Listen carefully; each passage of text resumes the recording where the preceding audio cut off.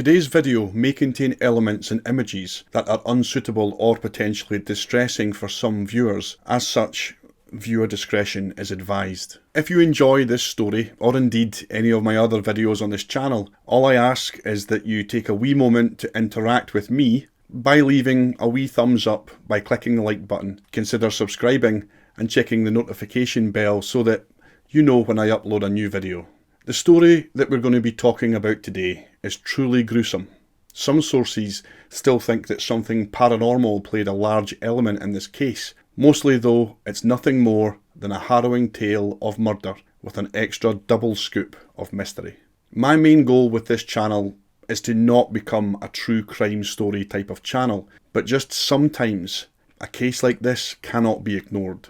Hi folks, my name's Johnny and welcome to the Oddest. Please join me as we delve into the gruesome and terrifying case of the Hinterkaifeck Murders.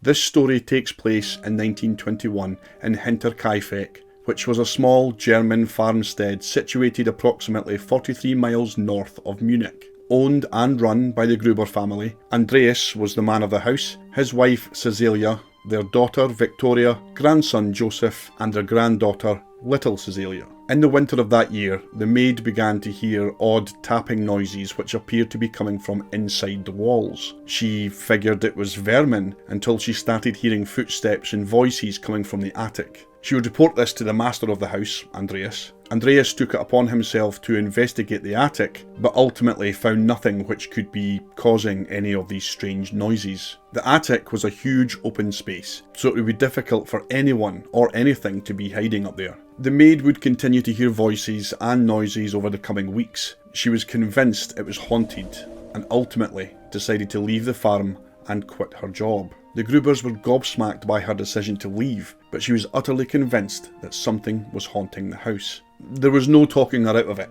Ghosts and all that? No thanks. She gone. Sadly, the Grubers could not find a replacement for her, and so over the course of 6 months, work around the farm got tougher and stress levels would rise due to the increased workload. A short time later though, Andreas would start to hear the same noises that the maid spoke of. Soon, the whole family started hearing the same noises coming from the attic, although this time, besides the regular tapping and shuffling noises, they started to hear disembodied voices also. Not long after that, strange things would start to take place, and the activity would escalate. Objects would vanish from where they were left. At one point, a set of house keys would mysteriously vanish from their resting place in the kitchen. The family didn't at first believe anything paranormal was to blame. They genuinely were convinced that someone had somehow gained access to the property or were making frequent visits in and out of the farmhouse undetected.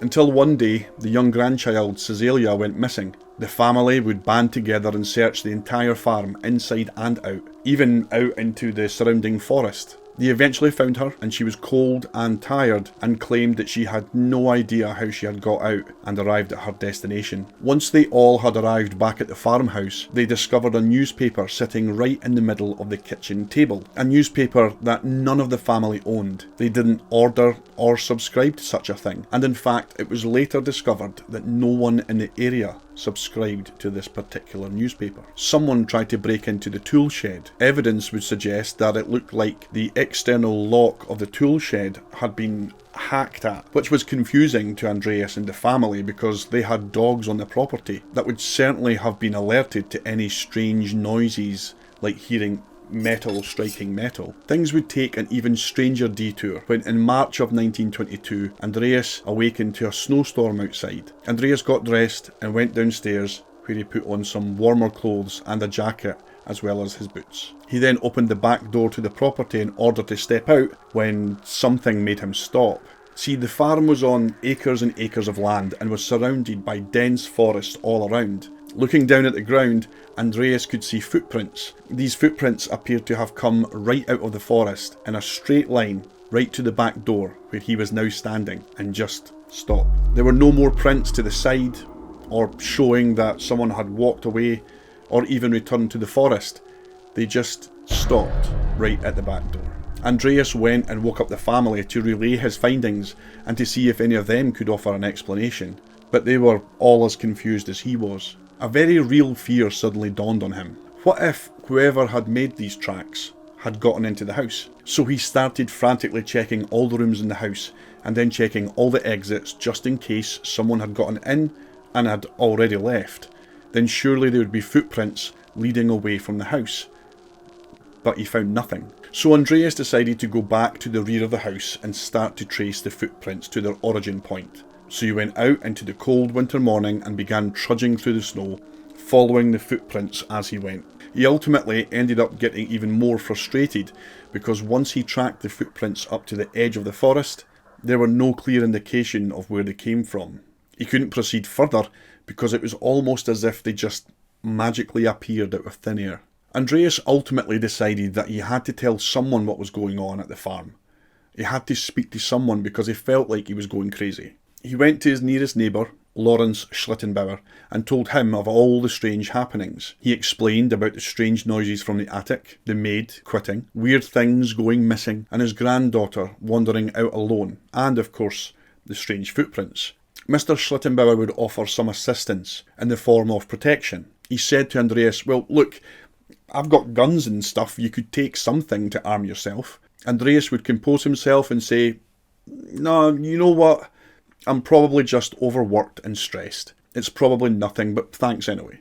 He would leave Mr. Schlittenbauer without taking him up on his offer, a decision that he may well have regretted. Soon after that, the Grubers were able to employ a maid to assist with the chores and the general working of the farm. Her name was Maria Baumgartner and was a welcome help to the farmstead. A few weeks later, so on the 31st of March 1922, the maid arrived at Hinterkaifeck to officially start work. So what happened next is baffling to say the least, and makes very little sense, but I'll try to explain things as best I can. Over the course of the next 24 hours, someone or something also arrived in the barn next to the farmhouse. Whoever or whatever this is somehow able to lure, one by one, the members of the Gruber household out into the barn where they would be systematically killed.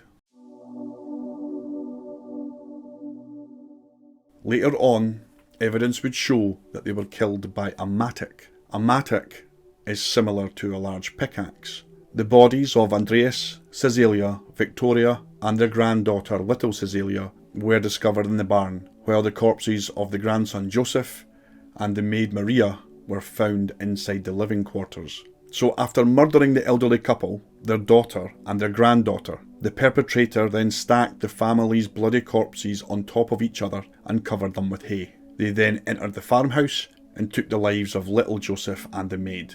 On April 1st, coffee sellers Hans and Edward Shirovsky arrived in Hinterkaifeck to take an order. Once there, the men found no one at home and thought this was strange, as almost always at least one family member or the maid would have been available to speak to the men. After getting no response, the men simply left. It was noticed that little Cecilia uncharacteristically missed a few days at school, whilst the entire family's absence was also noticed at Sunday worship. The killings went undetected for 4 days, until April the 4th, 1922. This was largely because in the days after the murders, the Gruber's neighbours saw smoke coming from the home's chimney, indicating someone was using the house's fireplace. Thus, it seemed as if the family were alive and well. In addition, the farm animals and the livestock were fed, and someone even went to the trouble of milking the cows. Lorenz Schlittenbauer and his 2 sons attended the farm to try and make contact with the family. Lorenz would make the initial gruesome discovery in the barn. Inspector George Reingruber and his team arrived from Munich a short time later and investigations began. They discovered someone had recently eaten food in the family's house, causing them to conclude that the killer had not only lived in the house after murdering 6 people, but had also performed daily tasks, like preparing meals and maintaining the farm. In 1923, 1 year after this terrible tragedy, Hinterkaifeck farm was torn down and a memorial to the victims was put in its place. In addition to the simple concrete shrine, there is a memorial to the victims in the Weidhofen cemetery, where the Grubers and their housekeeper were laid to rest. Let's take a wee look at some suspects then, shall we? The daughter Victoria was once married to a man named Carl Gabriel. He was reported to have died in 1914 during the First World War. It was speculated that maybe he didn't die at all and had returned to Hinterkaifeck and carried out these horrible murders, killing his wife and children. But why? What would be the motive for that? Well, it was widely known in the local community that the father Andreas was having an incestuous relationship with his daughter Victoria, and that baby Joseph was in fact his. The Gruber family was said to have been tried in court for the incest, and Andreas and Victoria even spent time in prison for this. There was a later report filed by two soldiers that at the end of the Second World War they were released from captivity and sent home by a Soviet soldier. This soldier was called Karl and had defected from Germany to the Soviets. He bragged and claimed to be the infamous murderer of Hinterkaifeck. So Lawrence Schlittenbauer, after his wife passed away in 1918, it is said that he developed a relationship with Victoria, and in fact he was the father of little Joseph. He was the main suspect in the case for many reasons. As an example, after discovering the bodies in the barn, he broke away from the others that were there with him and gained entry to the back door of the house by using a set of keys. Remember earlier I had mentioned that a set of keys mysteriously vanished from the kitchen. Although it's possible, due to his affair with Victoria, that she may have given him a key for ease of access. Over the years there have been many theories about the murders, as well as many books written. Each had their own ideas and theories as to who could have committed murder most horrid. Some say it could have been the work of a serial killer, others claim it was a small group of vagrants. In 1999, an unknown elderly woman reached out to the German authorities, claiming that her old landlord had informed her about the killings at Hinterkaifeck. She further claimed that the landlord had reported to the police back in 1935. However, by this time, this claim was made in 1999, neither the landlord or the suspect that he mentioned, neither of them were alive. In 2007, more than 80 years after the murders, students at a German police academy used modern-day techniques to investigate this unsolved case. The students ruled out all but one suspect that they believe committed the murders at Hinterkaifeck farm. However, the suspected killer is dead, so they didn't publicly name the person they think is responsible for the massacre out of respect for the suspect's relatives, who are still alive. Wow, this is a particularly gruesome and unsettling story, so thank you so much for taking the time with me today. As always, I wish you all good health, please keep smiling, and I'll see you in the next video.